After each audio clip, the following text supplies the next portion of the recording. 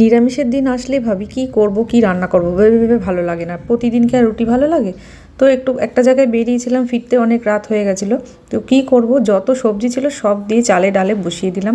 5-6 রকমের সবজি, তার মধ্যে সোয়াবিনও দিয়ে দিলাম।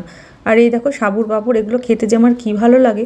বাট কোনোদিন এরকম কালারিংটা দেখিনি। স্মার্ট বাজার থেকে এইবার কালারিংটা নিয়ে এসেছি।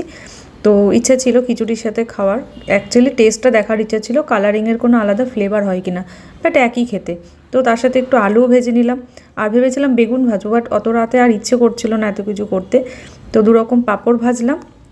আর খিচুড়িটা কিন্তু জাস্ট কোনো রকম বসিয়ে দিয়েছিলাম, এত সুন্দর হয়েছিল। আর পাঁপড়টার সাইজটা দেখো, একদম একটা লুচি ভাজার মতন তেল লাগবে। আমি তো তেল অল্প দিয়েছিলাম, ভাবিনি লুচির মতন তেল লাগবে। তো যাই হোক, খুব তাড়াতাড়ি সব 1 ঘন্টার মধ্যে রান্না হয়ে গেল। আর বিশ্বাস করো খিচুড়িটা যে কী ভালো হয়েছিল, ঘি দিয়েছিলাম তার মধ্যে। তো রাত্রেবেলা এরকম গরম গরম খিচুড়ি ঠান্ডার মধ্যে কাদের ভালো লাগে একটু অবশ্যই লাইক কমেন্ট করে জানিও।